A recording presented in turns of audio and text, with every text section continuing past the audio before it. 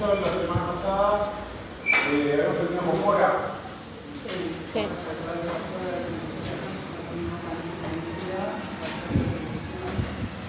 O sea, la traducción no vimos.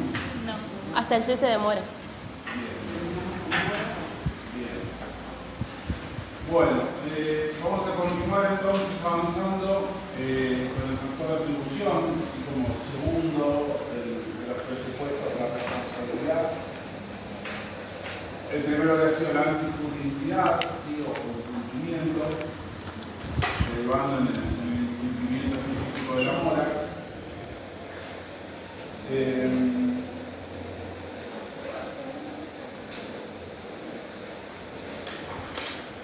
Ramiro, ¿cómo venís? La clase pasada No viniste. ¿Pudiste escuchar el audio de la clase? Buenísimo. Ahí va.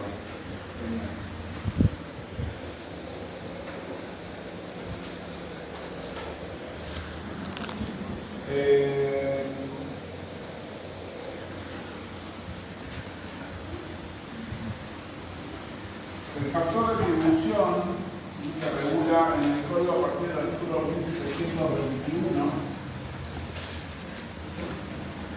que dice que la atribución de un daño al responsable puede basarse en factores objetivos o subjetivos. En ausencia de normativa, el factor de atribución es la culpa. ¿Qué es lo que nos está diciendo acá? Cuando hablamos del factor de atribución, es específicamente de qué manera vamos a atribuirle ese principio de responsabilidad a un sujeto. ¿Por qué estamos vinculando a ese sujeto específicamente con ese eventual deber de responder? Y por eso hablamos de dos tipos de factores de atribución, uno subjetivo y el otro objetivo. Cuando hablamos de factor de atribución subjetivo, hablamos esencialmente de conductas de las personas. Lo que la persona hizo o dejó de hacer que generó el daño. Por eso decimos que el factor de atribución subjetivo se exterioriza o se materializa a través de la culpa y el dolo. Culpa y dolo tienen el mismo significado que ustedes seguramente ya han visto en el derecho penal. Es que hablamos de que el dolo es causar un daño intencionalmente. Intencionalmente no quiere decir que el acto se haya realizado voluntariamente, son dos cosas distintas para que ustedes lo separen. Ustedes van a decir, sí, pero la persona estaba conduciendo voluntariamente y causó el accidente. Sí, pero su intención no era causar el accidente. Su intención era circular por la calle. Su intención era circular por la calle. Después, por alguna circunstancia, generó el daño. Si hubiéramos dicho, no, esa persona iba circulando por la calle e intencionalmente se metió con el auto de frente en la vidriera de un negocio porque era de su ex socio y no le quiso pagar la disolución de la sociedad, ahí sí hablamos de un daño intencional. ¿Sí? Perdón. ¿Me siguen con la diferencia? Pero yo puedo ir manejando voluntariamente mi vehículo, la acción que sea, le pongo ejemplo del vehículo porque es más visible. Yo puedo ir manejando voluntariamente mi vehículo con 5 sentidos puestos, pero por la razón que fuere, me distraje, pasó un semáforo en rojo, atendí el teléfono mientras iba manejando y no vi un peatón que iba a cruzar, la razón que sea, causé un daño. O sea, el hecho de la conducción, del manejar, es voluntario. Lo que no es voluntario es la intención de causar el daño. El daño se causa a través de un acto negligente o imprudente. Y se materializa a través de la culpa. Siempre que hablemos de culpa, o sea, de causar un daño sin intención, siempre que hablemos de culpa, vamos a hablar de negligencia, imprudencia o impericia.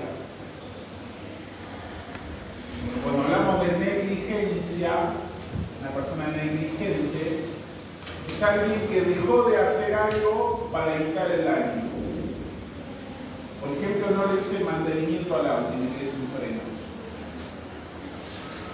no chequeé que estuvieran no sé, las ruedas en condiciones antes de salir.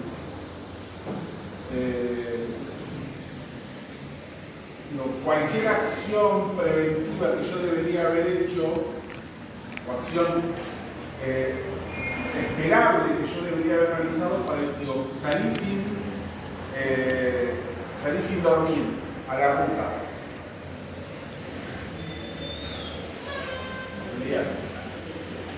El salir sin dormir no solamente es negligente, sino que es imprudente. ¿Cuál es la diferencia?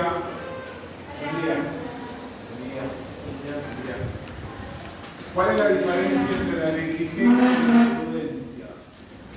La diferencia entre la negligencia y la imprudencia está dado porque en la imprudencia la persona cree que va a poder resolver cualquier situación que se le presente.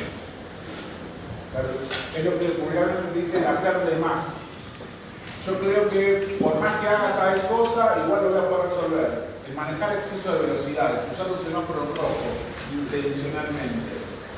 No intencionalmente para chocar a alguien, intencionalmente digo, lo paso, muy apurado.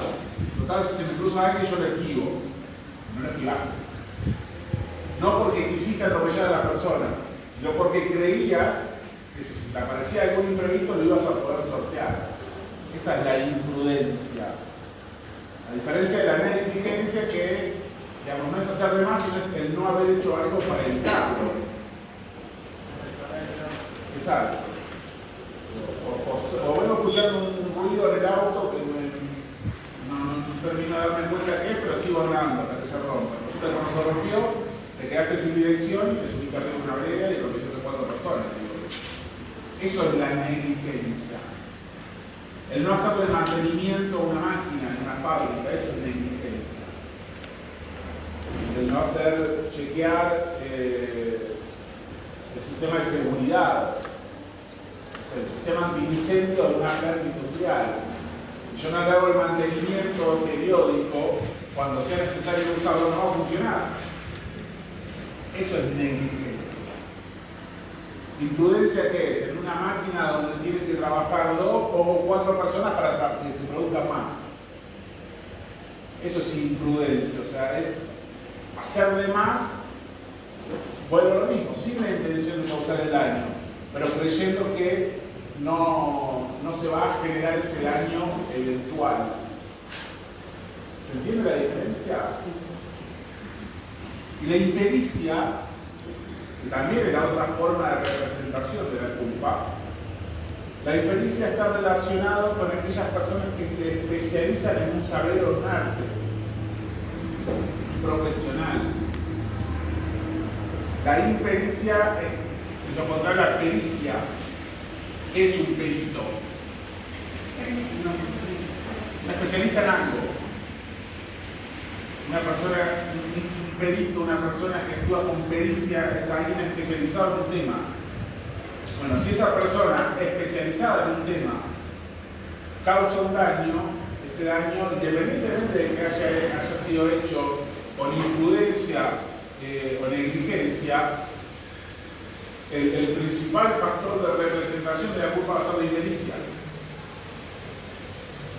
Suena medio como un trabalenguas, pero digo, es algo, digo, un médico que, digamos, que tendría que haber sacado un apéndice, en el momento, en vez de extirpar un apéndice y saca un riñón, claramente es impericia, porque esa persona es especialista en realizar esa acción. Generalmente la impericia viene de la mano del profesional, del especializado. ¿Siguen con esto? Bien. Es un término que se usa para profesional. Exacto. Para los especializados en algo. Cuando hablamos de profesional, estamos hablando de una profesión, de una carrera universitaria, de una cualificación. Pero esto podría ser a un técnico especializado en algo, todo lo que sea o lo que implique especialidad.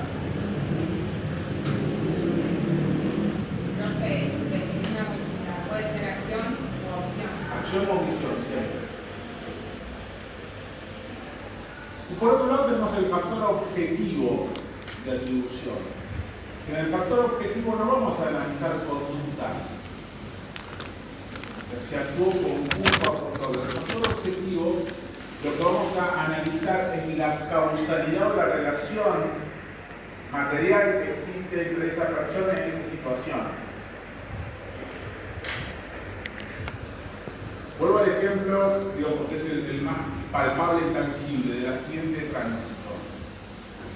Si a mí, digamos, yo soy víctima de un accidente de tránsito, ¿a quién le voy a reclamar? Digo, uno sin estudiar derecho, ¿en quién piensa al momento de reclamarle? ¿Al seguro? ¿Al dueño del auto? ¿Al dueño del auto? Y si el dueño del auto no es el que manejaba, Al que iba el que manejando. manejaba. O sea, fíjense ustedes que ahí ya en un hecho simple ya tenemos tres responsables. Si bien el seguro es quien garantiza la indemnidad patrimonial del asegurado, también es traído como responsable del pago. Entonces ya tenemos tres sujetos. Tenemos un seguro que va a garantizar, el citado en garantía, garantiza la indemnidad patrimonial del asegurado, pero esencialmente, como hablando específicamente de sujetos, tenemos al conductor y al titular del auto. En el caso de que hayan sido dos personas diferentes, ¿no? El auto puede estar a mi nombre, pero lo puede estar manejando otra persona. En ese caso, ¿a cuál de los dos se aplica el factor de atribución subjetivo? Culpa o dolo. Hay que manejaba. Al que manejaba. Porque es el que actuó, es el que accionó, o no, digo, pero es el que estaba en el hecho, en el momento, el que hizo o el que no hizo, acción o omisión. Ahora, el dueño del auto, ¿qué participación tuvo en el hecho? Objetivo. No tuvo participación activa, pero simplemente es responsable, porque la ley dice que es responsable. A eso es a lo que nos referimos cuando hablamos de causalidad material. Es el mismo ejemplo. Digo, si alguien, y para esto tenemos que ir, cuando hablamos de factor de atribución objetivo, tenemos que buscar siempre, sí o sí, la pata legal y específica determinación legal de ese factor de atribución objetivo. El factor de atribución objetivo no puede establecerse por acuerdo de partes o no puedo presumirlo, lo tiene que decir específicamente la ley. En este caso específico del que yo les hablo, del titular del auto, nosotros vamos al 1757, dice que toda persona responde por el daño causado por el riesgo o vicio de las cosas o de las actividades que son riesgosas o peligrosas por su naturaleza, por los medios empleados o por la circunstancia de su realización. La responsabilidad es objetiva. Fíjense, especificidad legislativa. La ley dice que es objetiva. No se presume, no se interpreta, lo dice específicamente la norma. Sujetos responsables, el dueño y el guardián son responsables concurrentes del daño causado por las cosas. En este caso una cosa riesgosa, como es el hecho de un auto. Salgamos del ejemplo del auto, digo, pensemos que yo alquilo, y acá les arruino la vida a todos los que tienen hijos chicos, ¿no? Supónganse que yo alquilo inflables. O sea, todos hemos estado o alquilado un inflable para un cumpleaños de un chico.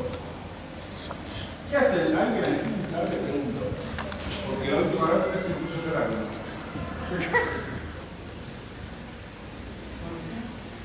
Digo, ¿qué hace el que alquila inflables? Cuando uno lo contrata. Lo deja, se va, lo vuelve a buscar a la tarde, cuando termina el cumpleaños. Digo, a veces el no saber es el placer de los dioses, ¿no? Porque a veces cuando uno más información busca, más problemas se hacen. Dice la estadística que los estudiantes de abogacía, cuando pasan obligaciones, dejan de alquilar inflables para el cumpleaños de sus hijos. Digo, Ustedes imagínense, tienen un inflable, viene el pibe que tiene el inflable y te dice, te lo chupa, te lo dejan dando, anda perfecto, divino. Te dice, che, máximo 5 chicos, 10 chicos, 20, la cantidad que sea según el tamaño, ¿no? Sí, dale, no te das problema. Te dice capacidad máxima 5 chicos, son de los chiquitos, digamos. Voy a meter 20 pibes, ¿sabes?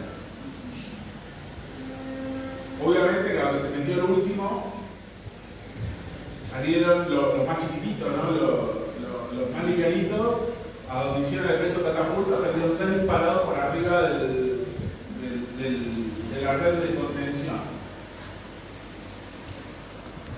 El que pide que se te cae arriba del otro, le quiebra un brazo, el que le quiebra la pierna, el que salta y sale disparado por la puertita y se da la frente contra el piso. Los que se quedan atrapados por la red, que quedan todos estrangulados.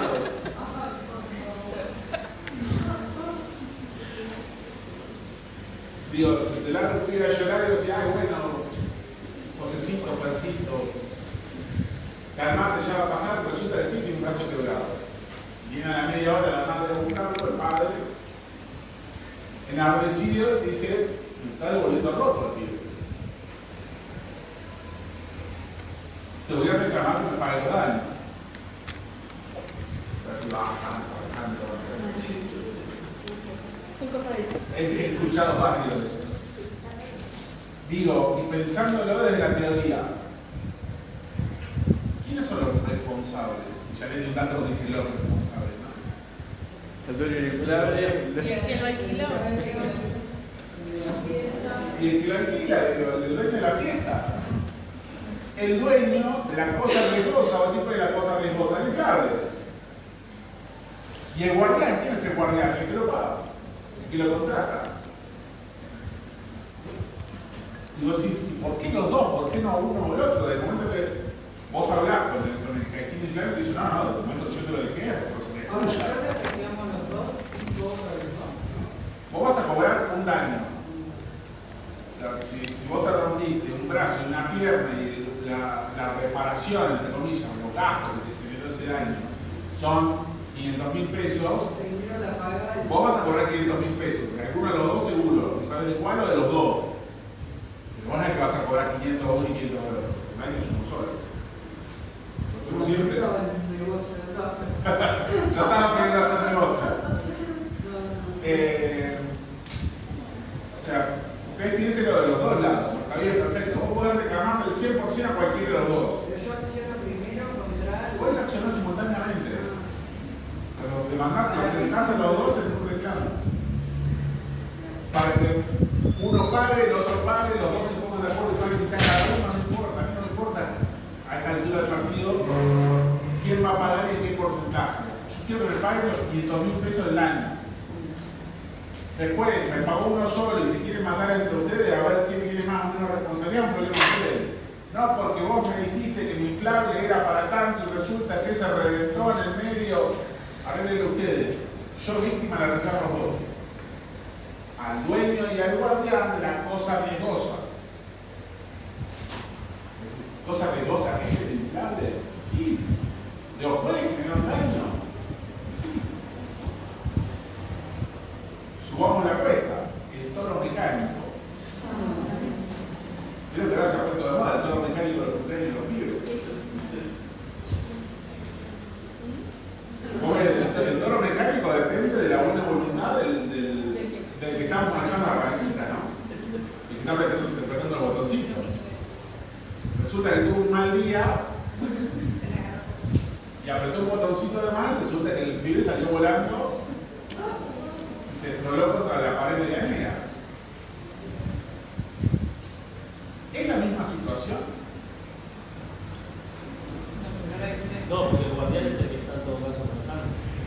Ahí ya tenemos la intervención de una persona que es el mismo dueño, o un empleado del dueño, no importa, pero que ya aliviana un poco la responsabilidad de quien contrata el servicio. Quiere decir que no sea responsable. Estás agregando un responsable más.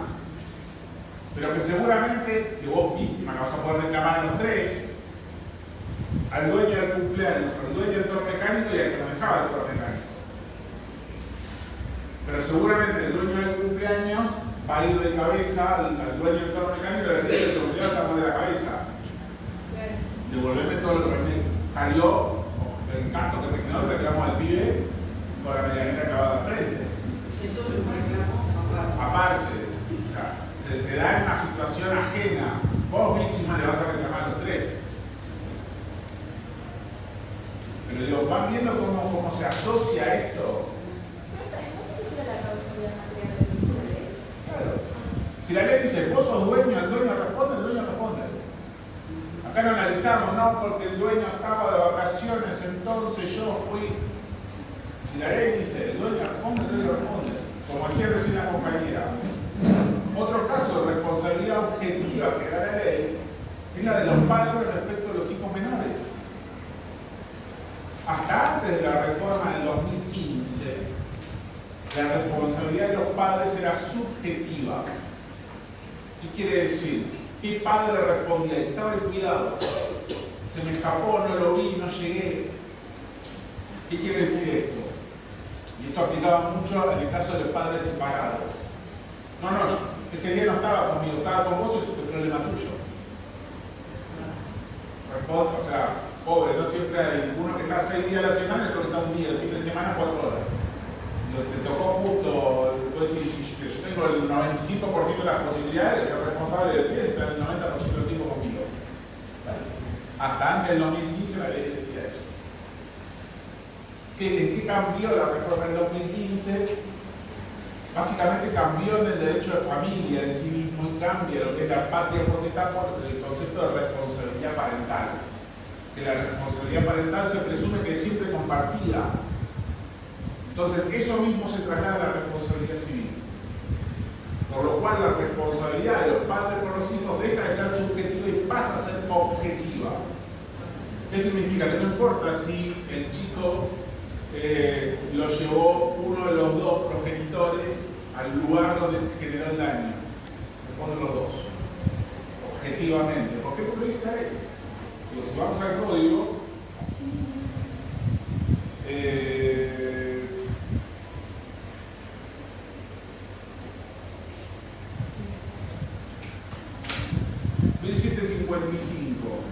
la responsabilidad de los padres es objetiva. Y si ese es el hijo menor de edad, es puesto bajo la vigilancia de otra persona transitoria permanentemente. ¿Se imaginan qué caso es ese? O sea, la responsabilidad de los padres es objetiva, pero cesa si es puesta bajo la vigilancia de otra persona, dice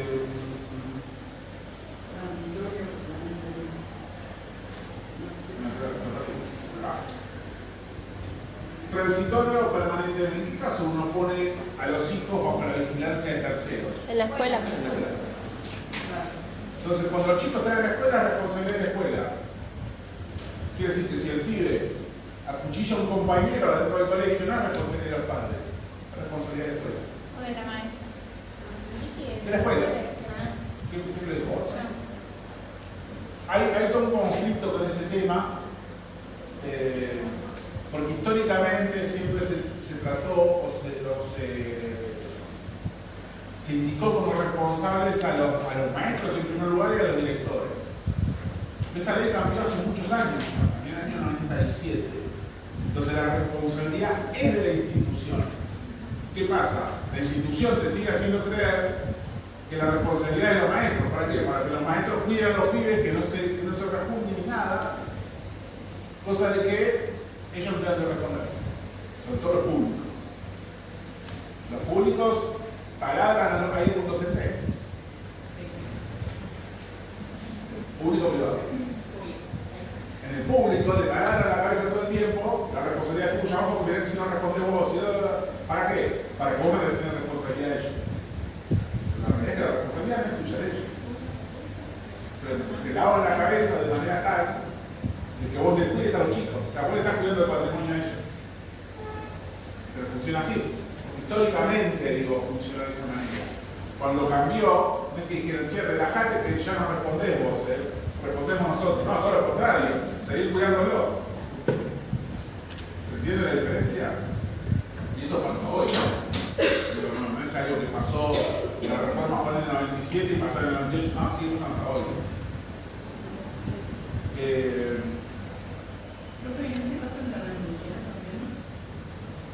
No, porque ahí, o sea, no quiere decir que no sea responsable.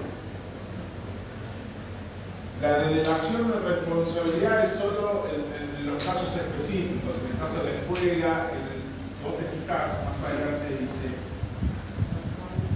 en 1756 dice, los delegados en el ejercicio de la responsabilidad parental, tutores y curadores son responsables como los padres por el daño causado por quien están a cargo. Sin embargo, se liberan si acreditan que ha sido imposible evitar el daño. Tal imposibilidad no resulta de la mera circunstancia de haber sucedido el hecho fuera de su presencia. ¿Qué quiere decir esto? Que salvo el caso de la escuela, alguna institución, es más, había otro lugar que hablaba acá. No cesan el supuesto previsto en el artículo 643. El artículo 643 es una posibilidad que da el código de que vos le delegues o autorices a tu hijo a que, por ejemplo, se vaya a vivir a la casa de un tío que está cerca de una escuela. Entonces vos vas a vivir 2 años con la tía porque está a 2 cuadras de la escuela, entonces, o de lunes a viernes, entonces de lunes a viernes vivís a lo de la tía porque nosotros vivimos alejados, y vos vas y venís al colegio y la responsabilidad de la tía. Bueno, tampoco vos te liberás la responsabilidad en ese caso. Ahora sí, cuando el chico está dentro del colegio, por el hecho de la contención institucional. Después, todo el resto de las circunstancias, si hay un responsable, como el ejemplo de la niñera, perfecto, es responsable, también son responsables los padres. Entonces, entonces sería que son responsables los padres y la tía. exacto. Entonces, lo que quiero decir es, hay responsabilidad objetiva cuando la ley dice que hay responsabilidad objetiva. Por eso, cuando arrancábamos leyendo esto, en 1721 decía, en ausencia de normativa, el factor de atribución es la culpa. Si no hay una ley que diga que el factor de atribución es objetivo, se va a regir por las reglas del factor de atribución subjetivo. La regla general de la culpa, ¿por qué? Porque el doble hay que demostrarlo. O sea, yo víctima tengo que demostrar que actúo con doble. Yo no puedo demostrar, perfecto, hubo daño, pero el factor de atribución va a ser la culpa. Veremos si negligencia, imprudencia o impericia. Una consulta. Sí. Con respecto, por ejemplo, lo que recién te citaba de los docentes. También aplica, por ejemplo, en los casos, porque es algo que mi mamá, por ejemplo, docente, es algo que todo el tiempo le remarcan cuando uno de los chicos de pronto le cuenta alguna situación particular, por ejemplo, de abuso o de violencia que está sufriendo, que ellos necesariamente tienen que accionar en hacer la denuncia porque de alguna manera quedan vinculados en responsabilidad. ¿Eso también aplica institucionalmente o en ese caso es particular por la omisión? No, que en realidad ese docente, en el caso particular de mamá, ella como docente tiene la obligación de informarlo al director, a los directivos, al representante legal, a quien sea. Y ellos tienen que hacer la denuncia. Porque siempre le piden que ellos vayan. Van a ir, digamos, porque son los que lo escucharon directamente. Claro. Digamos, quien tiene que acompañar la denuncia de la institución. No es que, che, bueno, listo, vos terminaste, saliste a las 12 del colegio, entraste a la fiscalía y hacer la denuncia, después avisame cómo te fue. No, o sea, la institución tiene que acompañar. O sea, el sumo irá el docente y el directivo. Pero puede recaer sobre ella, digamos, en el caso de haber omitido. Sí. También lo tiene que hacer. Sí, porque Sí, esto comienza a cambiar la responsabilidad en este aspecto con la sanción de la Ley de Protección de Niños, Niñas y Adolescentes del año 2009. Es una ley que, digamos, tutela al máximo los derechos de los menores de edad. Entonces, recae sobre todo el entorno un montón de obligaciones. Una es esta. O sea que, digo lamentablemente por todo lo que se implica, pero el docente que estuvo en ese momento en el lugar indicado, que escuchó el relato o que identificó una situación de abuso, de golpe, de lo que fuere, es el que está obligado a denunciar. Profesor, en lugares de tránsito,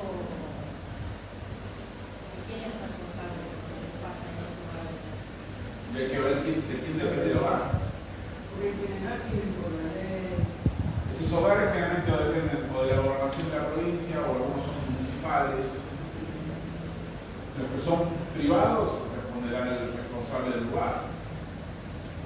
Siempre hay un titular de esa ONG, ahí ya tendríamos que meternos en el tema de asociaciones, sociedades y demás. La gran mayoría funciona bajo el estilo de la órbita de algún organismo estatal. O sea, provincial, municipal, es raro que sean nacionales. Bien. Realmente son los provinciales o municipales, te diría más municipales que provinciales. Depende del área específica. En ese caso va a responder el Estado en esa representación o el titular o representante de ese organismo. A ver, el que haya responsables objetivos no quiere decir que liberemos la responsabilidad de los sujetos de manera subjetiva.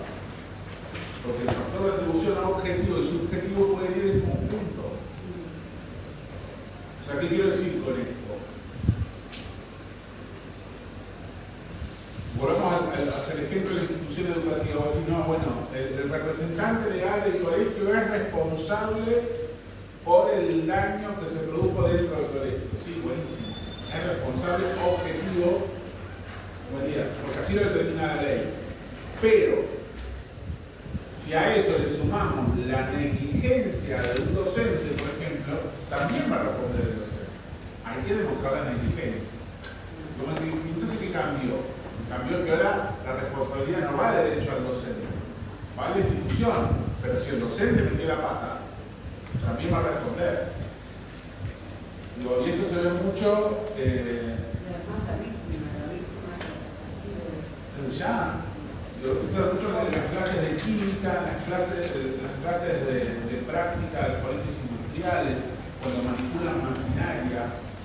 Hay un montón de jurisprudencia de colegios industriales donde los estudiantes se terminan causando daños o provocando daños por mala manipulación de máquinas. Vos decís, ¿por qué estaba esa máquina ahí? No, pero los chicos sabían que no la tenían que tocar, pero estaba ahí. O sea, si la vas a dejar ahí porque la querías mostrar, cortar el cable. Porque un pibe de 14, 15 años que lo enchufó, lo prendió para probar hasta por travesura, les diría. La responsabilidad es del que está a cargo. En este caso sí es del docente, además de la institución. Digo, pero uno como docente también tiene la responsabilidad de qué pone al alcance de esos estudiantes. Estudiantes o hijos, digo, trasládenlo a cualquier situación de tutela. Esto que les decía de los chicos.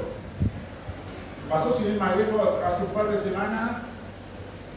Me llama mi mujer de un cumpleaños que estaba con mi hija. Dice, che, están acá, habían alquilado un inflable, un tobogán. Igual yo ya vengo traumado los inflables cerrados. No. Y ella estaba traumada, yo pobre no. Pero me dice, fueron los primeros días de calor, se están mojando el inflable. Pues ella me llamó para contarme, estaba peleando con mi hija porque mi hija se quería subir y yo no la dejaba. Y me dice, eso es terrible, dice, por los pibes, o sea, un inflable cerrado. Tenía un tobogán, un área, digamos, de plana, pero es cerrado. O sea, no es un tobogán que va a una pileta y puede haber. Entonces, ¿qué va a pasar? Esos pibes se van a tirar de allá arriba, con el tobogán mojado, y van a caer con todo el peso. ¿Sí? Y es peligroso. A los 10 minutos me llama, hay 3 pibes con uno que se dobló el brazo, uno que se dislocó el hombro. Digo, hay riesgo en eso. Es decir, nadie denunció a nadie, no hubo demanda, no hubo nada, digo, pero. ¿Y si hubiera? Podría haber, tranquilamente. O sea, porque vos sos responsable de eso. Digo, la cama se elástica. Chicos, vean el capítulo de los Simpsons, o sea, no es tan difícil de prever. O sea, la cama elástica es casi un arma mortal, les diría. Creo que entrar en el desuso por eso, realmente no. Sí, no sé. Hasta que no se lo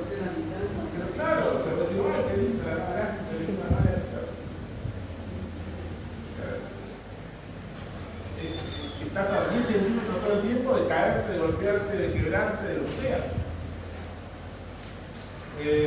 Entonces de eso se trata, de uno identificar primero el riesgo, porque el riesgo, digamos, es el principal motor del factor de evolución objetivo. Fíjense ustedes que el código habla de la cosa riesgosa. La cosa riesgosa se implementa como novedad en la reforma del código de 1968. Cuando se reforma el código de Vélez, el viejo 1113, que hablaba de los daños y demás, incorpora el concepto de cosa riesgosa y la responsabilidad objetiva a nivel general. Esto generó un cambio abismal en el sistema de responsabilidad civil. ¿Por qué? Porque si uno empieza a mirar un poco más detenidamente en un montón de circunstancias, hay un montón de cosas que son generadoras de riesgos. Realmente la responsabilidad objetiva por riesgo estaba limitada a algunas áreas: el daño ambiental, los riesgos del trabajo, los daños nucleares, el derecho minero, donde eran actividades riesgosas por sí mismas. Luego decís,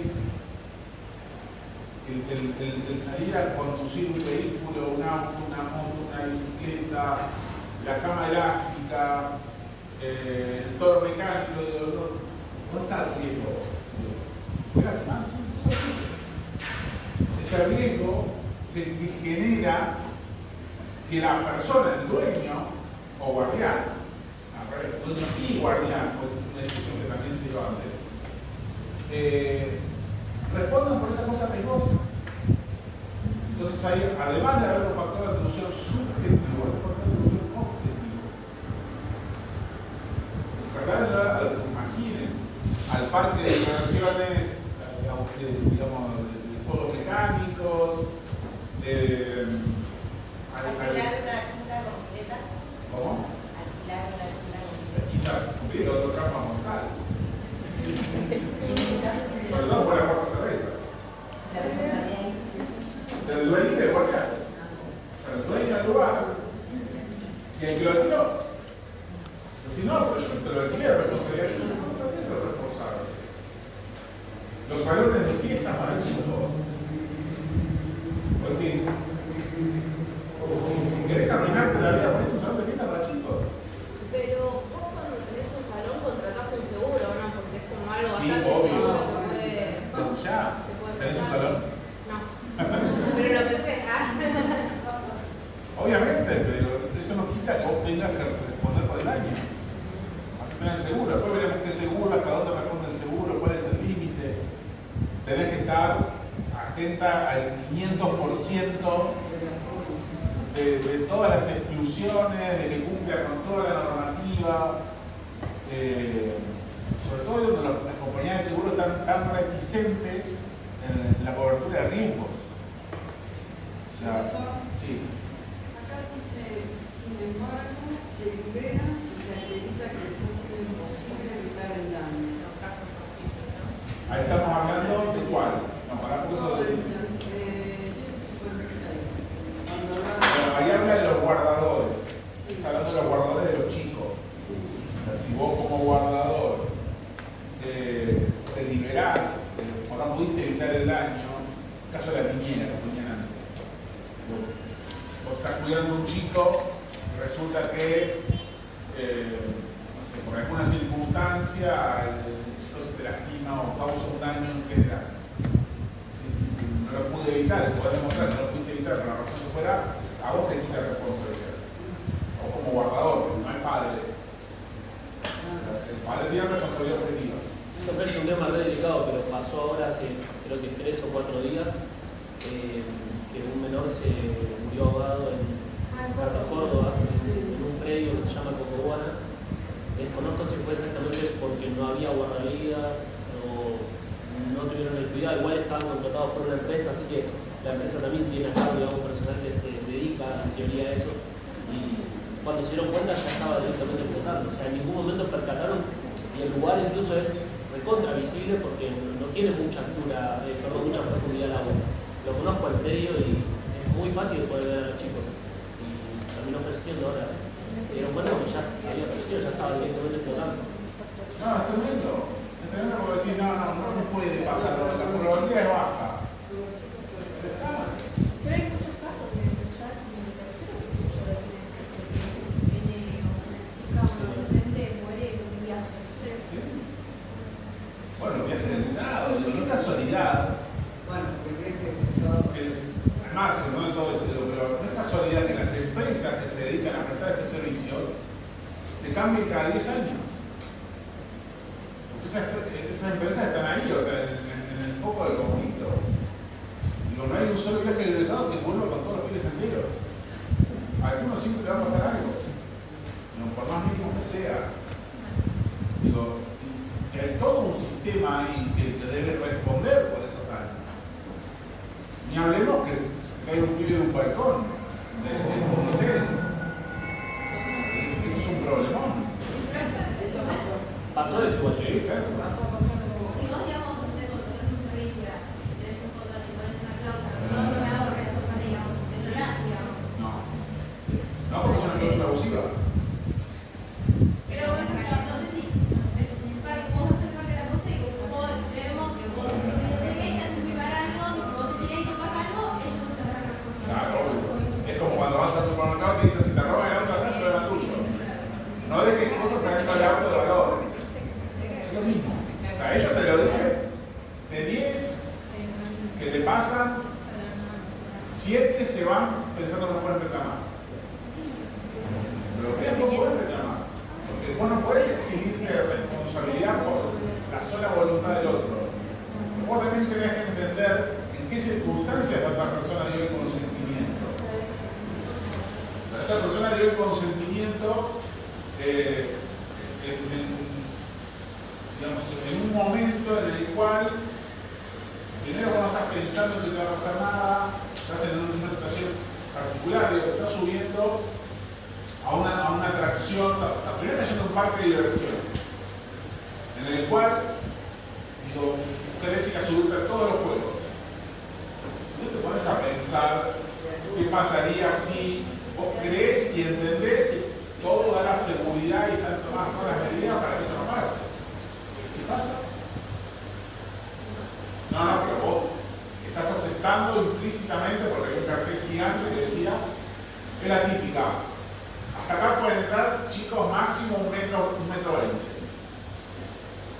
Entonces, y entró un pibe de 1,30 m y quedó trabado en el juego. O se golpeó. Digo, sí, pero estaba el cartel. No, el tema no es que estaba el cartel. El tema es, vos tenés que controlar, porque vos sos el dueño de la cosa riesgosa, vos tenés que controlar que eso no pase. Podés avisar, podés prevenir, un montón de circunstancias, pero la responsabilidad siempre es tuya. Pero si no lo hay, Es lo mismo. Va a poder ir manejando el Siempre. ¿Qué me ha dicho ahí? Sí, no, yo quería comentar lo que habla de la protección preventiva y menciona el artículo 2000 en los casos, esto de, bueno, el deber de prevención, ¿no?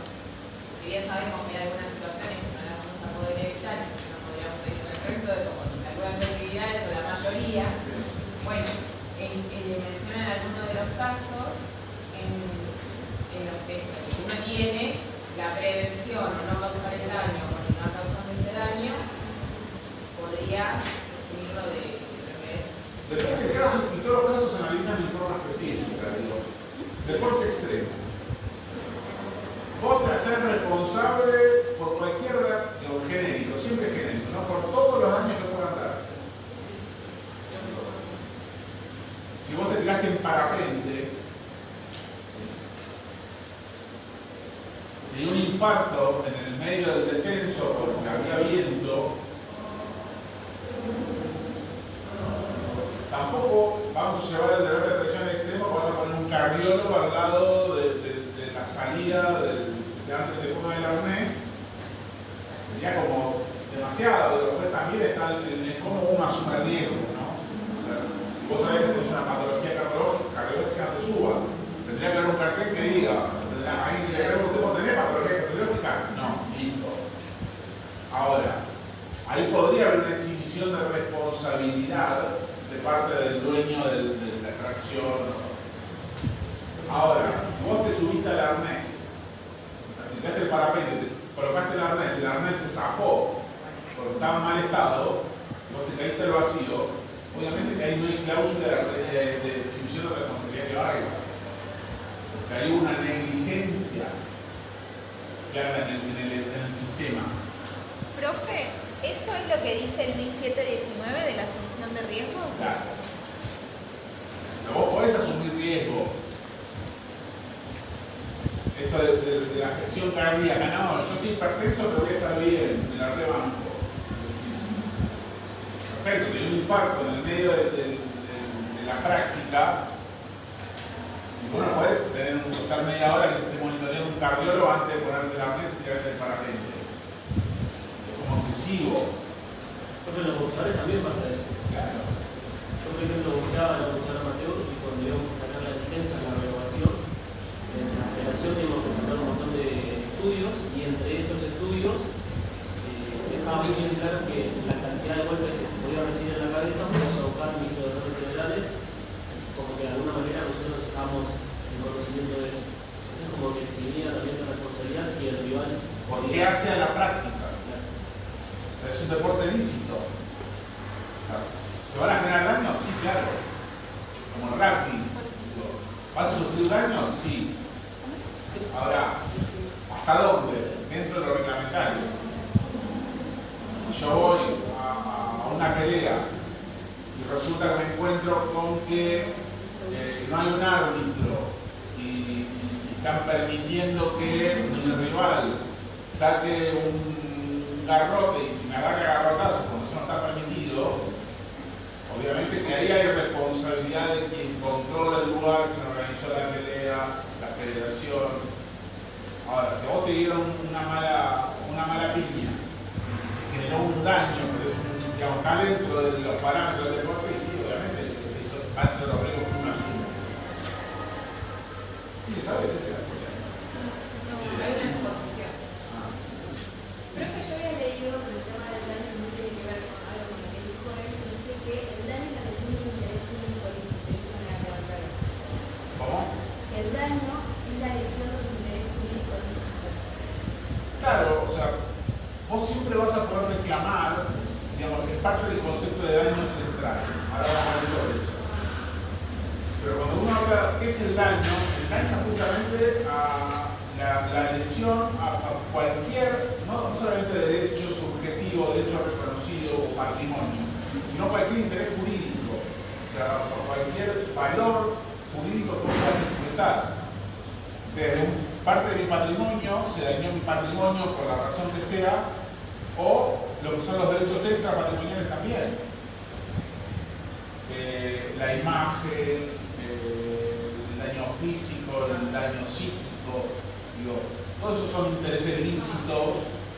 Ahora, si vos decís no, claro, si vos decís me estás limitando mi posibilidad que tenía de traficar droga, y ahí claramente hay un interés jurídico ilícito. Claro, me estás limitando mi derecho a obtener el lucro cesante.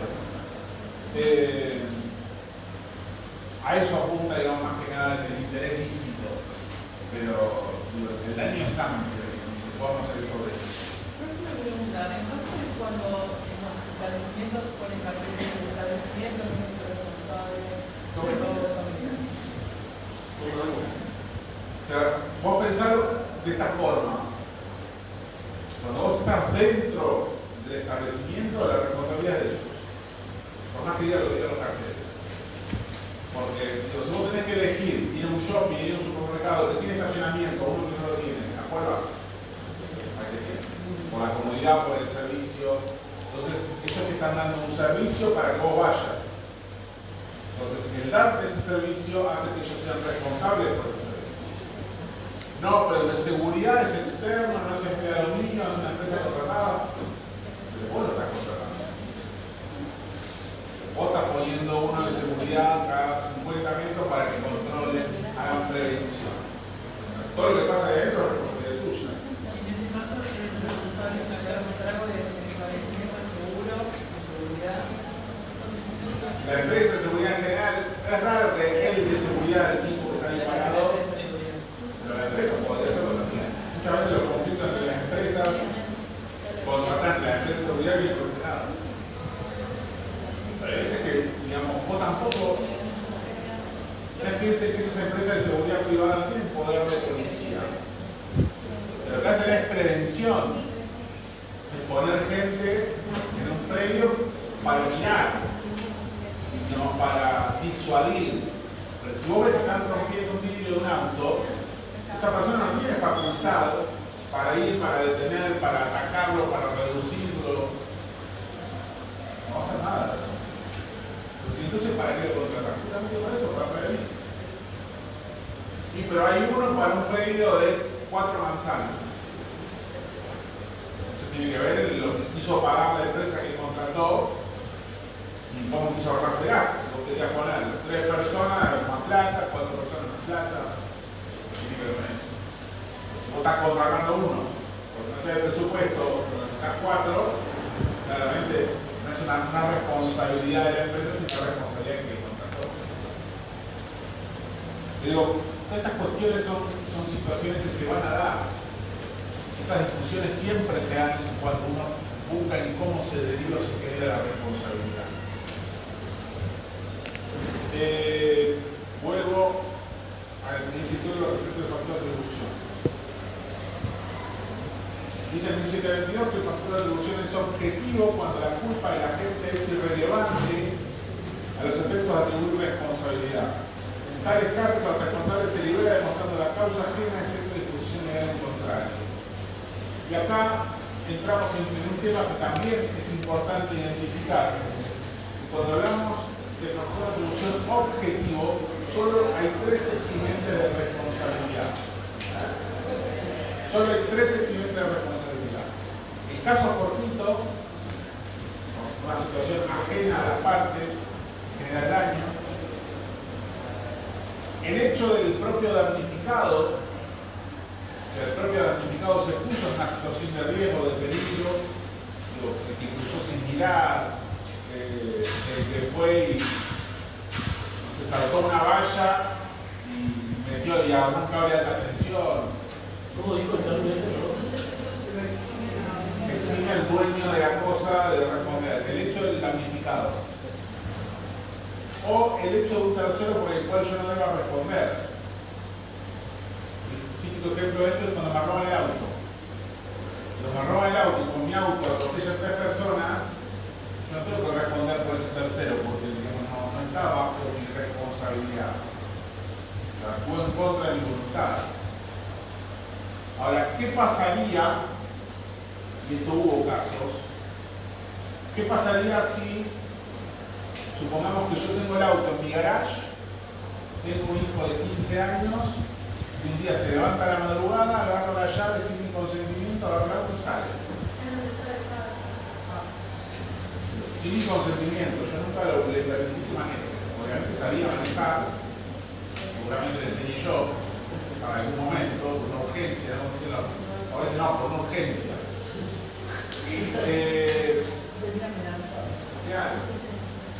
Un día, una madrugada, el pibe agarró, se levantó, estaban todos durmiendo, agarró la llave del auto, subió, agarró y salió. Por tanta mala suerte, que causó daño. ¿Y eso pasó igual? Pasa todo el tiempo. ¿Te quedé que yo una chica embarazada? Digo, ¿quién responde? Y el padre. ¿Cuál va a ser el primer argumento del padre? No, pero yo no se lo digo voluntariamente. Primero, eso es el padre. Y segundo, es tu auto. Tercero, o sea, responsable objetivo por todos lados, ¿no? Y tercero, no tomaste las medidas necesarias para prevenir que un hijo tuyo acceda a un auto. Y además le enseñaste a manejar. O sea, pero todo tipo de norma ahí por haber. Me acuerdo de un caso una vez hace unos cuantos años donde un chico había quedado al cuidado de la abuela. La madre se había ido de vacaciones, no me acuerdo del padre de dónde estaba esta escena, no sé si estaba en su día, no me acuerdo. Sí me acuerdo que la madre se había ido de vacaciones y había dejado al chico con la abuela, un chico de 15, 16 años.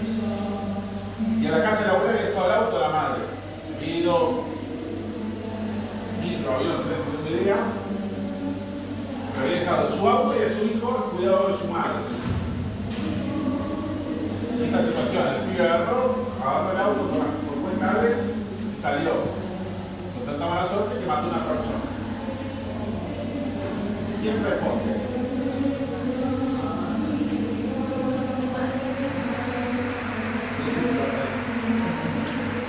¿Quién responde?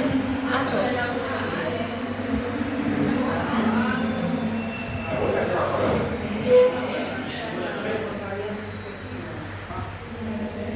Se puede demostrar que ¿Lo pudo haber evitado la abuela? Pero no tiene la llaga del cáncer, pibe. No, pero bueno, yo había guardado la llave abajo de mi almohada, pero me durmió porque me puso clonazepam en el té de tiro.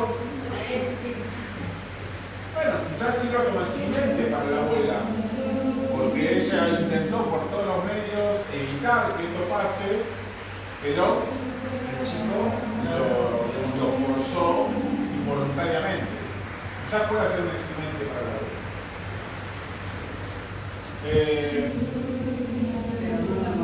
No la mamá. Su mamá. Por más que no estuviera. Por más que no estuviera, pero eso es objetivo de la responsabilidad.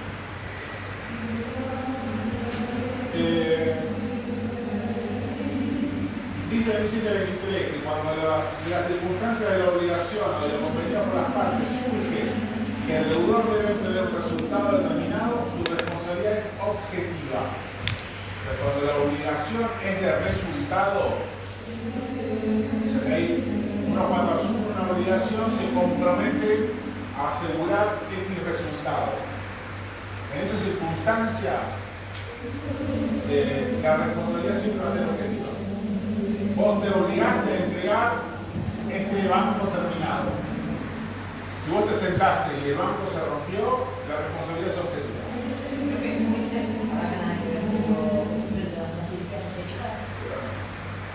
Dentro de la medicina, que es un gran sistema donde el 80%, el 90% de la responsabilidad de las obligaciones son de medios, uno puede garantizar un resultado, médico, abogado, digo, en el mismo caso. Si hay un pequeño porcentaje donde existe una obligación de resultado, por ejemplo, el abogado es decir, contestar en tiempo y forma. Si después perdiste el juicio, bueno, vos hiciste lo que pudiste y lo que pudo tu alcance. Pero tu obligación de resultado era contestar dentro del plazo. Entonces, en una misma obligación tenemos obligación de medio y obligación de resultado. En la obligación de resultados, la responsabilidad es objetiva.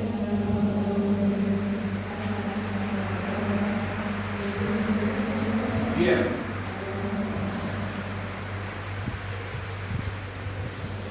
En el 1724 vuelve sobre el factor subjetivo. Dice, son factores subjetivos de atribución la culpa y el dolo. La culpa consiste en la omisión de la diligencia debida según la naturaleza de la obligación y las circunstancias de las personas, tiempo y lugar. Comprende la imprudencia, la negligencia y la impericia en el arte o profesión.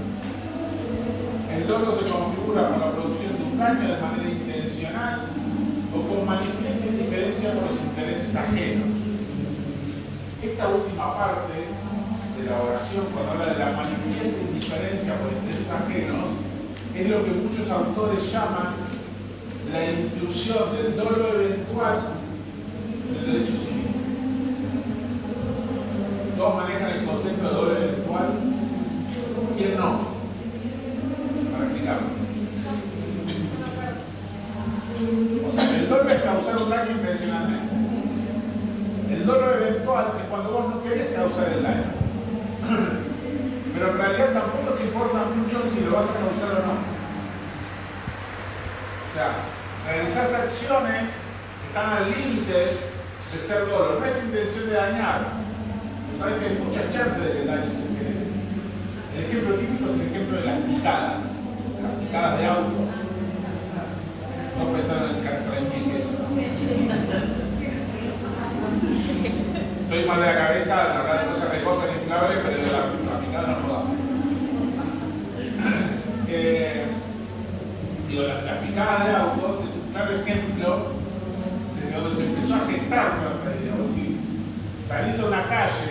tránsito abierto, no estás hablando de un autódromo. Estás en una avenida donde la máxima es 60, andando a 150.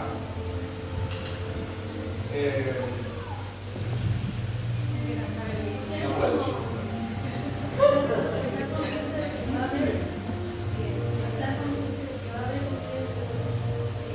No lo querés generar, pero sabés que hay muchas chances de que genere igual no te importa. En caso de una película de tipo de film que dueño sale y no se Y el tipo se divierte filmando como el perro más canichito. Está mal de la cabeza. Bueno, no, pero yo no lo mando a. Bueno, el perro pobrecito ladra y es medio malo, entonces. O sea, algo para evitarlo. ¿Sí? Entonces de eso se trata. Cuando habla de.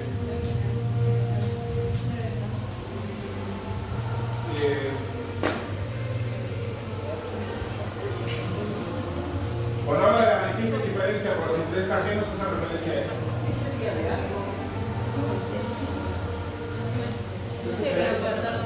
¿Hay Madonna Roger?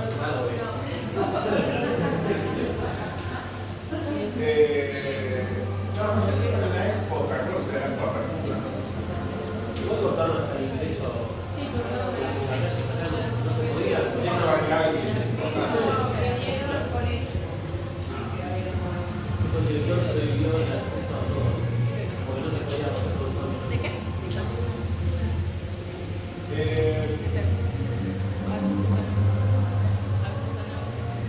Obviamente que siempre que hablemos de factor de inclusión subjetivo, tiene mucho que ver las circunstancias personales de ese interveniente.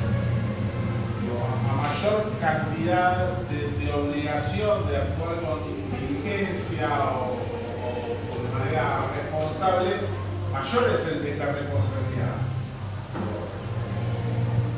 Como el caso que cuando se habla de un accidente con un arma de fuego, pero resulta que el arma era de un oficial de policía. Hay más responsabilidad, hay mayor negligencia que si el arma fuera un particular. ¿Por qué? Porque vos estás capacitado, vos tenés una responsabilidad especial sobre esa arma. El conductor profesional tiene una responsabilidad mayor que el conductor normal, entre comillas. Tiene que ver con esto, porque las circunstancias de esa persona, las cualidades de esa persona, hacen que deba, digamos, ser mayor el deber de diligencia. Un agravante, exacto. Bien, eso entonces en cuanto a los factores de atribución. El 1726 habla de la relación causal. La relación causal es otro de los presupuestos de la responsabilidad. Dice, son reparables las consecuencias dañosas que tienen nexo adecuado de causalidad con el hecho productor del daño. O sea, acá lo que se analiza es la relación causa-efecto entre el daño y las circunstancias anteriores. Sobre esto ha habido muchísimas discusiones en cuanto a hasta dónde llega esa cadena de sucesos que generan responsabilidad. Antiguamente, digamos, la cadena de hechos responsables es limitada. Lo que se llama teoría de equivalencia de las condiciones. Todo incide en la producción del daño. Lo que pasa es que si uno nunca hace un corte hacia atrás de la cadena de sucesos, terminamos en Adán y Eva. Porque ahora digo, pensemos en un accidente que sea una fábrica donde un operario se lastima con una cinta de producción. Lo metió la mano y se trabó y se cortó un dedo. Ahí lo que habrá que analizar es, bueno, perfecto, ¿qué pasó? Falló la máquina, falló el operario, no tenía las herramientas de seguridad. cuidado, no hubo prevención. Si nosotros vamos a la teoría de equivalencia de las condiciones, es hacia atrás va a terminar respondiendo el fabricante de la máquina, el fabricante de las piezas de la máquina. No tiene sentido. Lo que hay que buscar es donde corta de manera más inmediata esa carga de responder. Entonces, muchas veces lo que se hace es identificar cuáles de los sucesos previos, si se hubieran modificado, no hubieran generado daño. Esto es lo que se llama el método de supresión hipotética. Sigamos con el ejemplo del operario. Digo, si yo a ese operario, en esa misma circunstancia, le hubiera dado una herramienta de protección, no sé, un guante. Hay guantes que son, que protegen determinadas maquinarias contra las cortaduras y demás. Si esa persona hubiera tenido el guante de protección, ¿se hubiera evitado el daño? Si la respuesta es que sí, el error estuvo ahí. Porque no, a esta persona se causó el daño porque no tenía el guante de protección. Eso tiene que ver con la prevención. Exacto. ¿Era obligatorio que tenga el guante de protección? Sí. Entonces, si no lo tenía, ¿de quién es la obligación de responder? De la empresa que no lo proveyó. Después de ver si el empleado también tenía puesto por su propio medio. Perfecto. El hecho del propio damnificado. No, la verdad que hacía 40 grados de calor y el guante me daba más calor, entonces trabajo sin guante. ¿Hay control efectivo de parte de la empresa de que los empleados trabajen con todas las herramientas de seguridad? Y ahí tendremos que ver qué tan efectivo o no puede ser el control. Es que también, ¿cómo puede estar? Tiene 200 empleados. ¿Controlar a los 200 empleados? Es muy complejo. También, por ejemplo, el caso del cantante británico que se cayó drogado y según estuve viendo es como que quieren hacer responsable a la persona que suministró la droga. Yo no sabía eso, yo pensé que ahí en ese caso era responsabilidad de la misma persona que es la que eligió drogarse. Hay algo raro, ¿no? Más allá de la responsabilidad propia.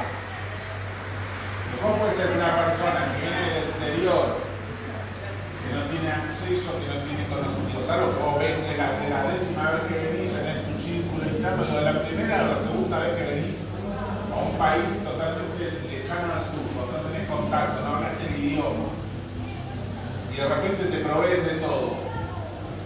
Todo hablando de todo, ¿no? Desde ya, pero digo, ¿cómo llegó ese? Digo, ¿qué fue? Agarró el teléfono, pedido ya y. No. Evidentemente, hay determinados servicios que te dan tu propio teléfono. El acceder a determinadas prestaciones, esta con muchas otras más. Hay responsabilidad. Claro que hay responsabilidad. Va el suministro de sustancias prohibidas, te brindan acompañantes.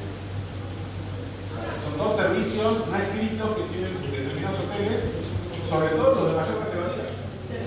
Pero a mí se corta, por ejemplo, ¿no? De lo que estaba hablando, a mí se corta ahí, no es que vas más para atrás, No, ya. vas no sé quién es el que está, ¿cómo se dice? El narcotraficante, Claro. tampoco te vas a estar para Pobrecito, atrás. no sabía que iba a pasar eso. No, pero en este caso puntual, obviamente que el narco, ya como sale por ser narco, ¿no? Digo, no le tenemos un muerto encima. Pero digo, acá además de la propia responsabilidad de la víctima, yo creo que hay mucha responsabilidad del hotel. Porque el hotel es el que facilita el acceso a eso. Hay que demostrarlo después, ¿eh? Yo lo que estaba viendo como que se estaba poniendo en discusión esto que como que eso como que quedó viejo, lo del tema de la responsabilidad en esos casos. O sea, en el caso de la persona que le suministró la droga. La responsabilidad va a estar siempre. Pero en realidad la autorizó el hotel. Por ahí Después habrá que investigar qué tan fácil fue que la persona que suministra eso acceda, si fue adentro, si fue fuera del hotel. Claro. Si alguien le dio la dirección donde tenía que ir, si la pidió en el tiempo de la esquina y el hotel no tenía nada que ver, digo, son un montón de situaciones. Digo, el hotel podría haber denunciado, de hecho, están los audios del conserje llamando a la policía, o sea, fue medio raro todo. Sí. Entonces, la causalidad lo que busca es determinar esto. ¿Cuáles han sido las circunstancias determinantes de ese hecho dañoso? Determinantes desde lo ilícito. O sea, ¿qué se hizo mal para que esto funcione o no funcione? Digo, si el hecho de que yo atropelle a alguien en la calle se dio porque me distraje, porque estaba mandando un mensaje de texto, la responsabilidad es mía, porque si en otra situación hipotética yo no mando un mensaje de texto, seguramente no me voy a distraer. Ahora, además de mandar un mensaje de texto, la persona salió disparada atrás de un vehículo estacionado, yo no podría haber frenado con o sin mensaje de texto, no es determinante el mensaje de texto. ¿Entiendes lo que digo? Sí. Lo que hay que demostrar es justamente, por eso se habla de causalidad adecuada. Por ejemplo, ¿no? Al ejemplo este del teléfono, y vas manejando, pero la persona que viene de frente está pasando en rojo, no importa, o sea, sería solo la responsabilidad de que está pasando en rojo, no mía que estoy con el teléfono. No, digo, porque si vos no estarías mandando mensaje de texto y el tipo se te viene encima, no hubieras podido hacer nada tampoco. Se trata de eso, o sea, quitemos el hecho irresponsable, entre comillas. El daño se hubiera producido igual. Entonces, esa quizás es un poco la respuesta. ¿Cómo llegamos o no llegamos a eso? Bien, y vamos a meternos en el cuarto y último elemento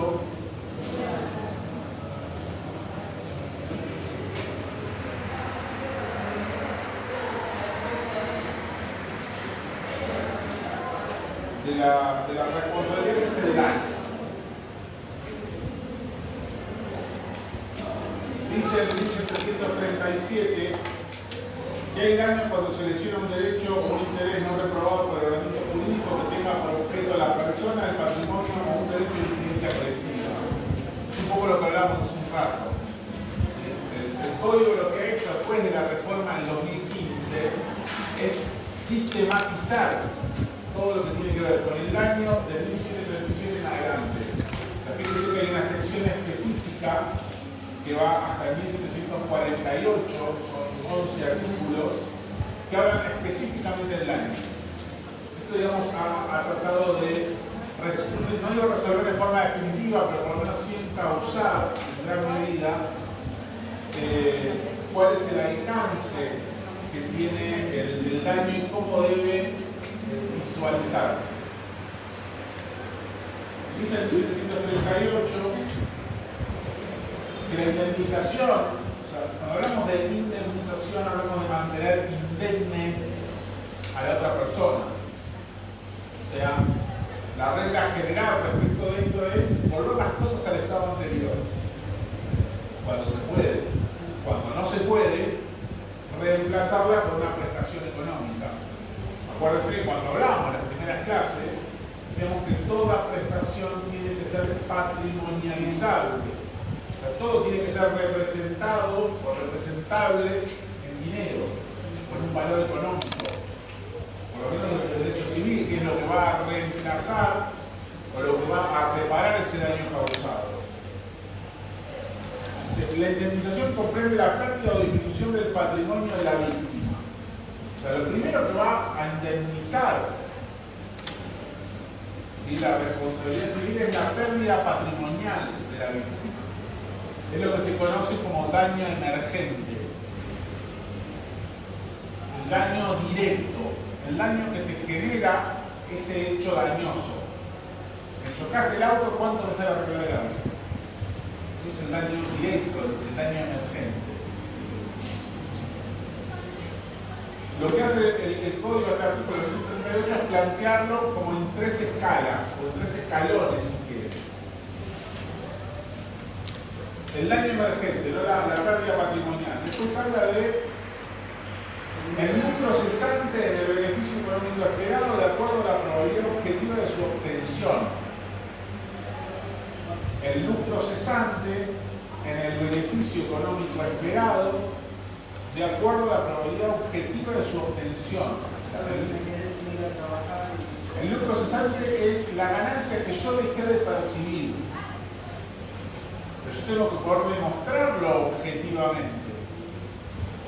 No es cualquier ganancia. Yo hacía fletes con mi camioneta y me chocaste, te voy a reclamar. El daño emergente, ¿cuánto sale arreglar la camioneta? 2 millones de pesos. Eso es la pérdida patrimonial. Por lo menos el daño producto del accidente. Pero además, el lucro cesante. ¿Qué es el lucro cesante? Yo con esa camioneta hacía fletes. ¿Cuánto venías ganando hasta acá? Y promedio de los últimos 6 meses facturaba 500.000 pesos por mes. Bueno, yo puedo demostrarte que facturaba 500.000 pesos por mes. Tengo todos los comprobantes, la factura, las órdenes de servicio, lo que sea. Perfecto. Resulta que tu camioneta va a tener en reparación 3 meses. Entonces, durante esos 3 meses, vos vas a dejar de percibir una ganancia que es demostrable objetivamente. No es algo que vos estás inventando. Objetivamente vos dejaste de ganar 1,5 millones de pesos. O sea que vos vas a reclamar 2 millones de pesos por la reparación más 1,5 millones de lucro cesante. Son los 3 meses que no pudiste trabajar. Y el último escalón, si quieren, es el que habla de la pérdida de chance. Acá no explica mucho, pero si ustedes van al 1139, la segunda parte, dice: la pérdida de chance es indemnizable en la medida que su contingencia sea razonable y guarde una adecuada relación de causalidad con el hecho generador.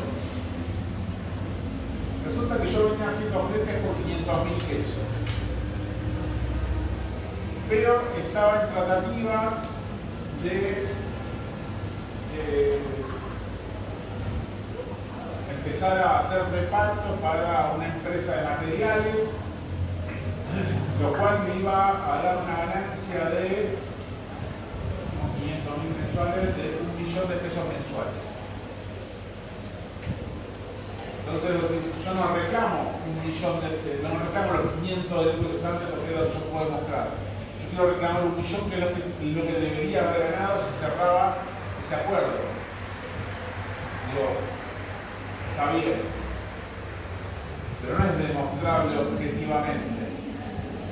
Porque vos recién lo estabas proyectando, estabas en tratativa. Eso, digamos, cuando tiene un nivel menor de certeza, es la pérdida de chance.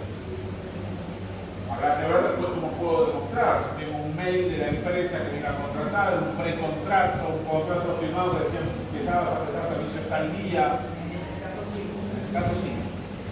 Pero digo, va a depender de qué tan viable sea esa chance o qué tan alta sea esa probabilidad. Por eso que la pérdida de chance ya no es matemática. No es 1 millón de pesos, después te reclamo 3 millones más. No. La pérdida de chance se después le evaluará según, primero, el grado de probabilidad y de razonabilidad, como dice el 39, pero además, en cuánto de esa diferencia vos vas a poder demostrar que iba a ser efectivo. Ya. Entonces, la pérdida de chance desdibuja un poco esa objetividad del lucro cesante. El lucro cesante es lo que tenía seguro. La pérdida de chance es lo que podría haber sido. Pero, cambiemos de ejemplo. Piensen que... Pero hay una opción con las dos cosas, o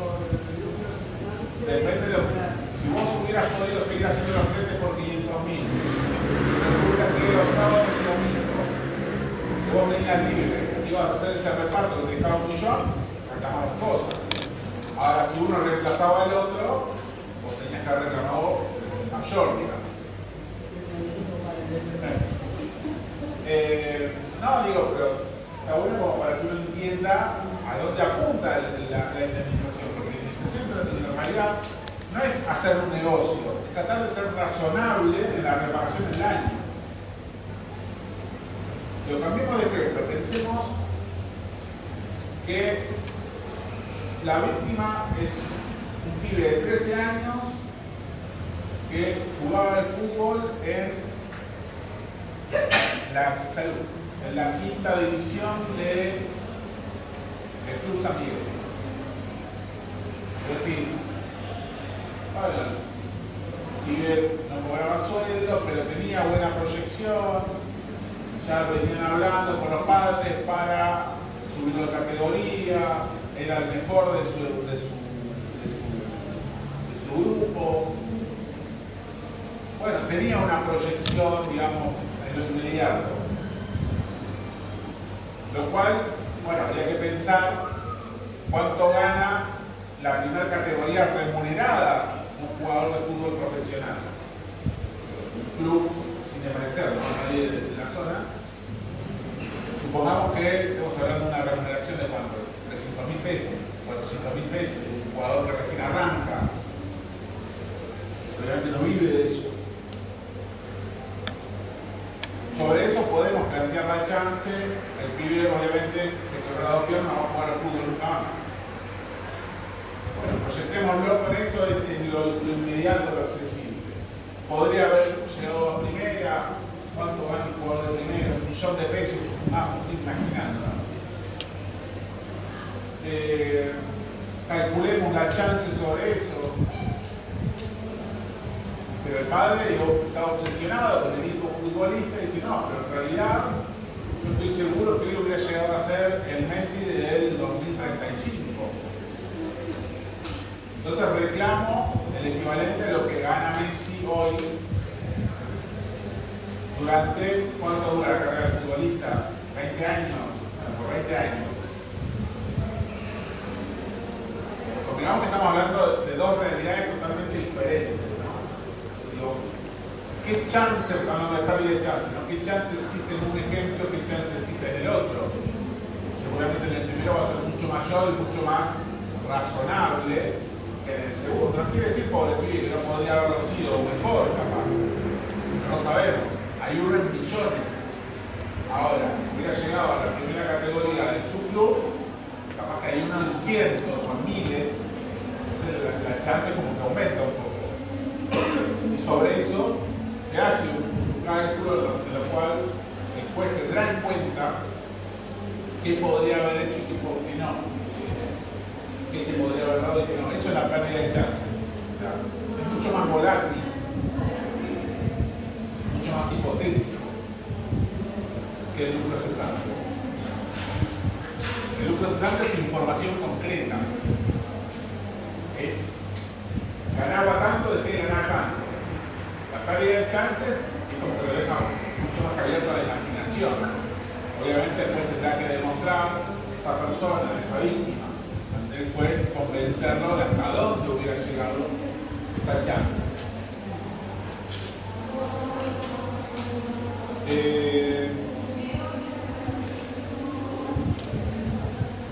1740 es el que habla un poco de cuál es el alcance de la indemnización. Dice: la reparación del daño debe ser plena, consiste en la restitución de la situación del damnificado del estado anterior al hecho dañoso, sea por el pago en dinero o en especie.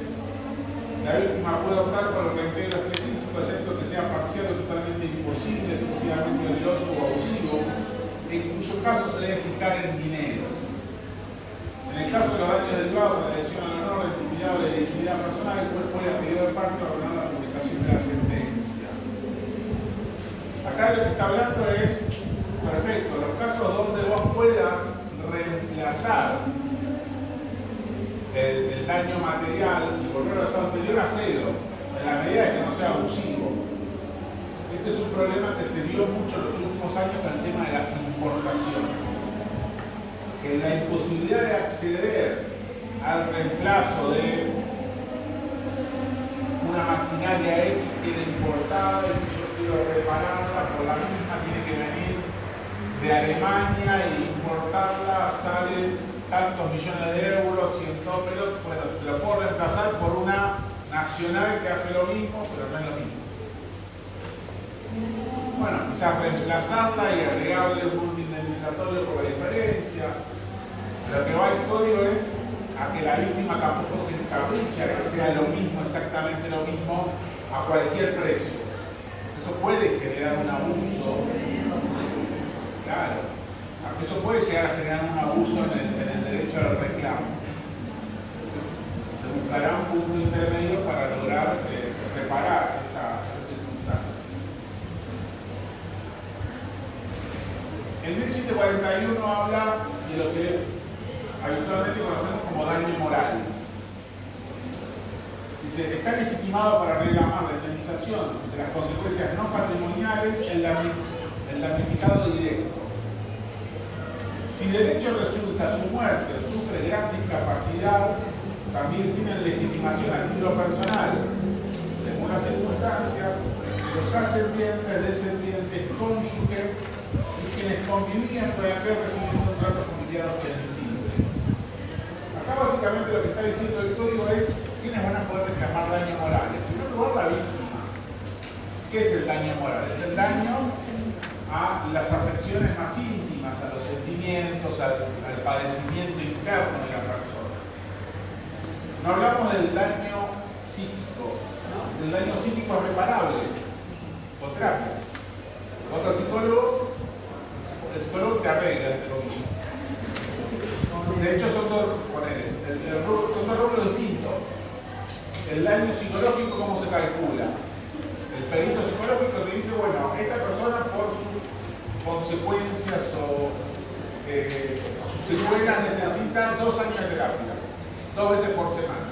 Así es, 2 veces por semana, o sea, 8 por mes, por 12 son 80, 96. Por 2 años son 192 por el valor de la sesión. Eso te da el valor del daño psicológico. ¿Te pagan eso? Pregúntenme cuántas de las personas que cobran daño psicológico se lo pagan al psicólogo. Nadie.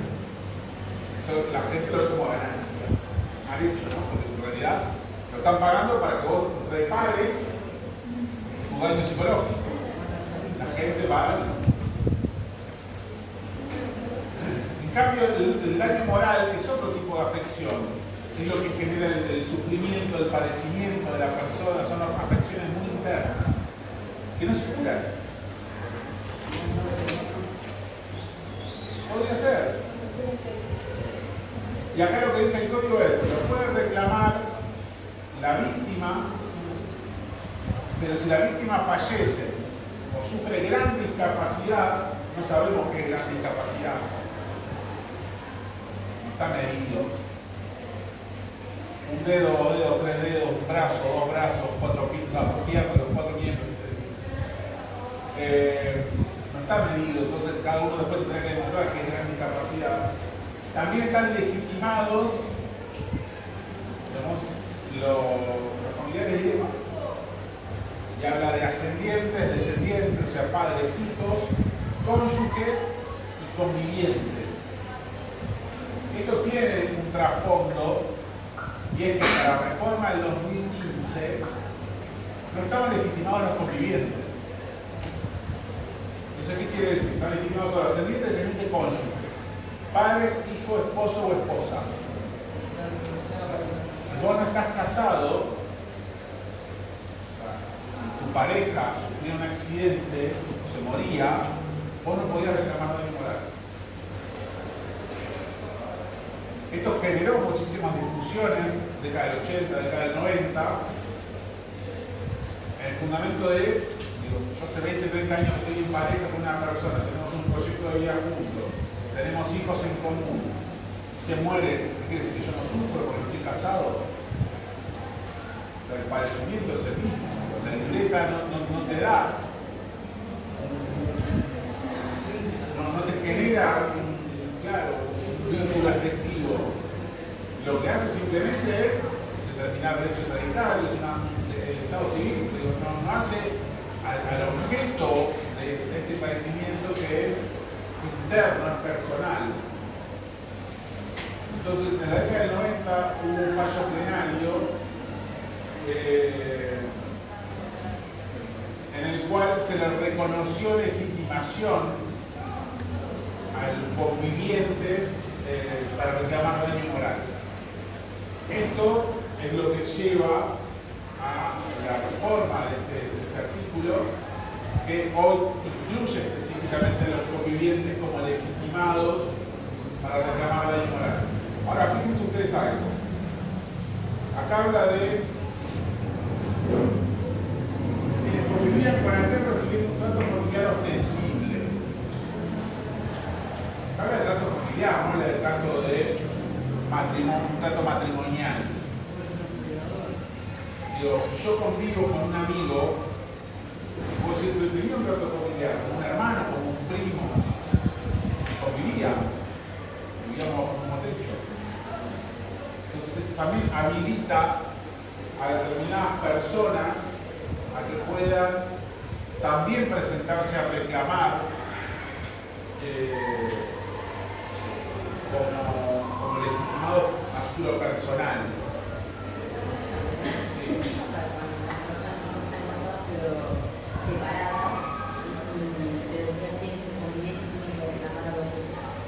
Bueno, tendrás que demostrar, digamos, el conviviente es el que realmente está en ese momento en el vínculo directo. Hay un cónyuge no divorciado, demostrar que realmente no convivía. Esto es habitual que pase también. Que el cónyuge separado hace 10 años, cuando hay que ir a reclamar una prestación propia, ahí es el que más compungido, es el que siempre te habla. Y esto puede pasar. Pasó en su momento con las pensiones por fallecimiento, con la diferencia que en seguridad social ANSES lo resolvió diciendo, bueno, si no está divorciado le corresponde la mitad a la viuda y la mitad a la viviente. Y hoy hay muchos casos donde la pensión se divide en mitades, pero no él o la viuda no convivieron hace un montón, pero nunca se divorciaron, entonces le corresponde porque la ley dice viudo o viuda. Pero también hay un conviviente que fue que lo reparte mitad y mitad. Así lo resolvió hoy la seguridad social, y así sigue estando vigente desde hace ya unos cuantos años, dándole o reconociéndole un derecho por el simple hecho del no divorcio a un cónyuge que por ahí no tenía ningún tipo de vínculo y sin fundamento. Pero bueno, el fundamento es legal, más o menos que eso. Es algo que debería ser modificado si fuese un Acá dice que la visión solo se transmite a los sucesores universales del estimado si es interpuesta por esta. Si no reclamo. O sea, la acción personal. Si la víctima, pongamos, sufrió un daño, sufrió un accidente, yo reclamé, pero al tiempo me morí, porque por secuelas de ese accidente, pero llegué a iniciar el reclamo, ese reclamo es heredable. A su vez, el reclamo del fallecido es transmisible. A su vez, los familiares pueden reclamar por derecho propio, o sea, por ello. Yo también sufrí, como hijo, como padre, como cónyuge, entonces reclamo yo también. Profe, es cuando ya reclamé o estaba por reclamar eso. No, lo que es transmisible por herencia es cuando ya iniciaste el reclamo. Para si no renunciaste, no te. No, porque la única persona legitimada era la víctima. Ahora, por la víctima. Por los familiares sí lo pueden iniciar después. Bien. Vamos al 1744 que habla de cómo se prueba el daño. Dice, el daño debe ser acreditado por quien lo invoca, excepto que la ley lo impute o presuma o que surja notorio de los propios hechos. Siempre establece la regla general del que alega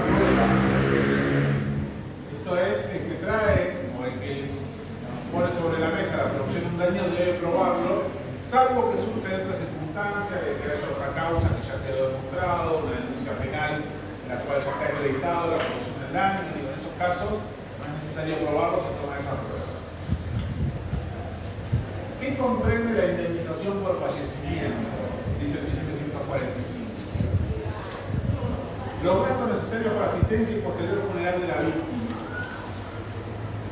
Los gastos necesarios para alimentos del cónyuge, del conviviente de los hijos menores de 21 años de edad con derecho alimentario o incapaces. O sea, acá los gastos funerarios y los gastos alimentarios. Cónyuge o hijos en edad alimentaria.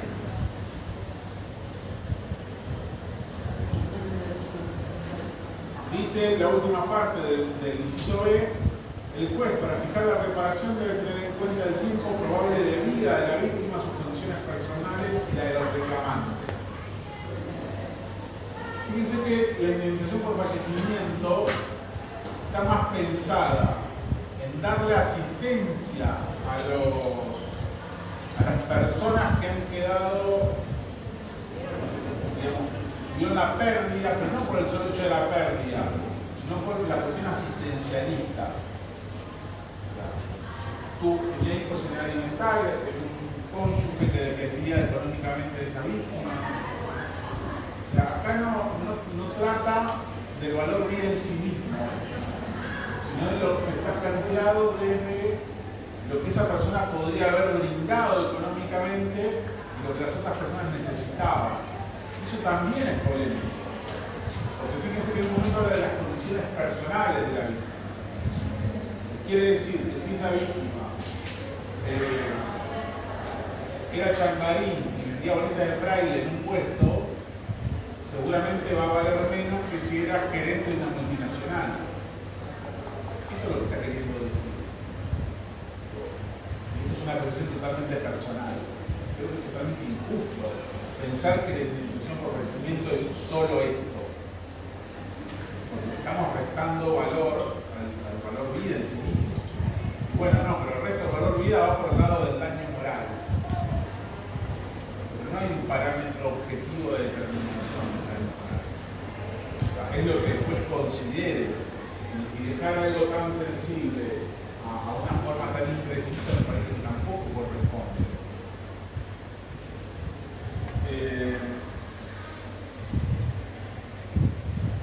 Y el 1746 habla de indemnización por lesión o incapacidad física o psíquica. Acá ya no hablamos de muerte, sino hablamos de incapacidad. Dice, en caso de lesiones o incapacidad permanente, física o psíquica, total o parcial, la indemnización debe ser evaluada mediante la determinación de un capital de tal modo que su renta cubra la disminución de la aptitud del damnificado para realizar actividades productivas o económicamente valorables y que se agote al término de un plazo en que razonablemente pudo continuar realizando tales actividades. Acá sí tiene un poco más de razonabilidad. Estamos hablando de una persona que queda con una incapacidad y que esa incapacidad lo va a limitar en la producción de actividades económicamente valorables. Y obviamente eso se va a calcular en proyección durante el tiempo probable de vida de esa persona. Durante cuánto tiempo esa persona puede trabajar. Tiene 30, puede trabajar hasta los 70. Bueno, hay que calcular 40 años de esa prestación. A lo que vos le pagues tiene que cubrir su disminución durante esos 40 años en el caso de que sea total. Si es parcial, durante el tiempo que pueda llegar a durar, que se estime que va a durar.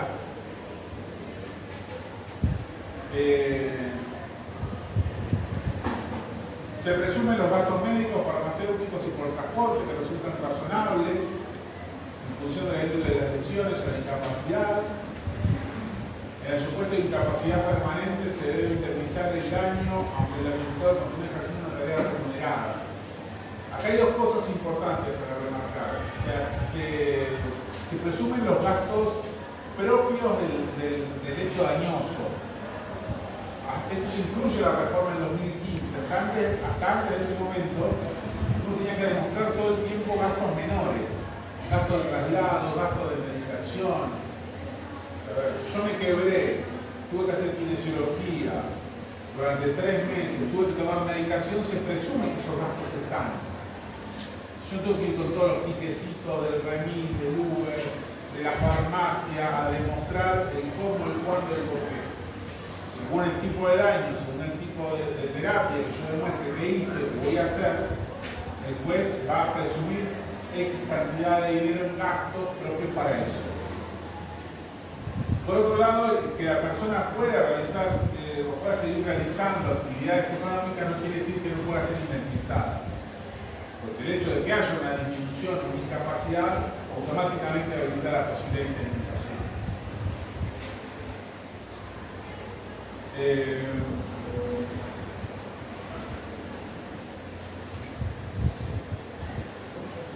Por último dice, en el 1747, que el resarcimiento del daño moratorio es acumulable al daño compensatorio o al valor de la prestación y en su caso la cláusula penal compensatoria sin perjuicio de la facultad modificadora del juez. Pero básicamente lo que está diciendo es, además de todo esto, la persona puede cobrar intereses por la demora en el pago. Y esos intereses, dice el 1748, comienzan desde que se produjo cada perjuicio, no desde el hecho dañoso en sí mismo, sino desde que se manifestó cada daño de forma individual. Por ahí un daño no se manifestó en el hecho mismo del accidente, sino que apareció a los 2 meses. Bueno, en ese caso, el daño que vos vayas a reparar va a empezar a correr intereses en el momento que se manifestó. Eso es lo que está diciendo el código. Bien, hasta acá entonces el tema de daños y los presupuestos de la responsabilidad. Daños, causalidad, factor de atribución y la antijudicial. Todo esto ustedes lo tienen desarrollado, digamos, en el manual de Alterini, con la diferencia que obviamente van a ver lo que hablamos la vez pasada de la extensión de la responsabilidad, las otras contractuales y retroactual. Eso pasa a lo largo porque eso se modificó, eso digamos, lo compensan un poco lo que charlamos la semana pasada y lo que tienen en los artículos que hay en campus.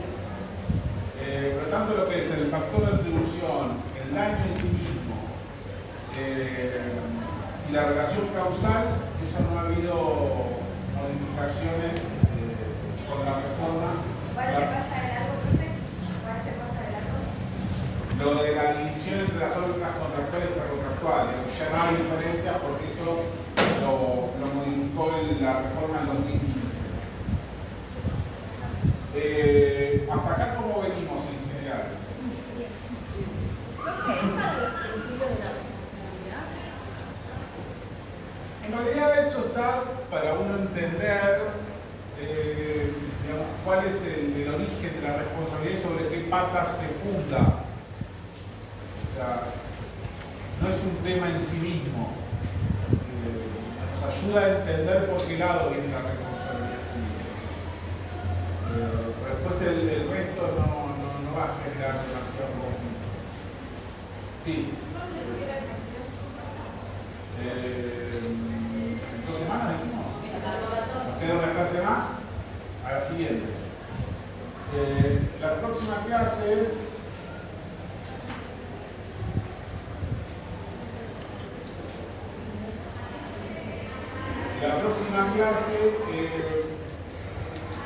nos vamos a dedicar a ver algunas cuestiones específicas de la responsabilidad civil,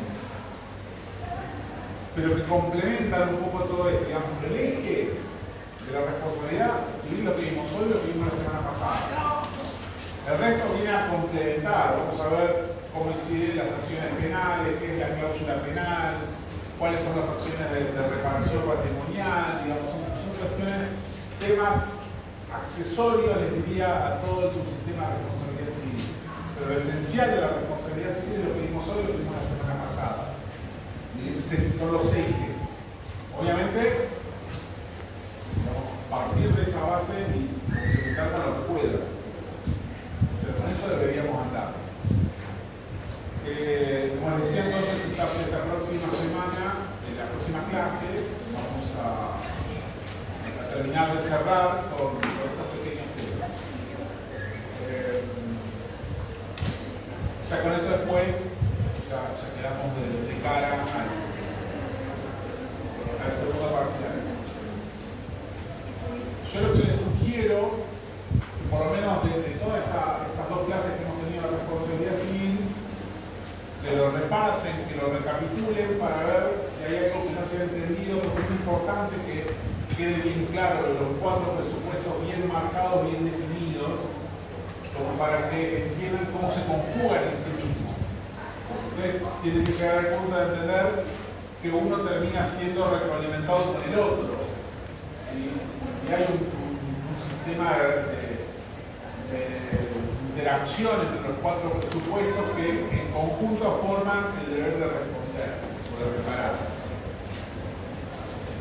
Eso se lo dejo como tarea para que si hay alguna duda o algo que por ahí no queda del todo claro, lo veamos la próxima semana. Sobre todo, hay 2 cosas que cuestan bastante, son los factores de atribución y la mora. Y son 2 temas centrales. Si llega a haber alguna duda sobre eso, van a repasarlo y demás, me avisan y lo retomamos en la próxima clase porque me interesa que sobre eso no queden dudas, porque es lo que a ustedes les va a servir como herramienta a futuro, no solamente en derecho civil o en derecho patrimonial, sino en general. Nada, con eso. Esto moriste y yo te digo.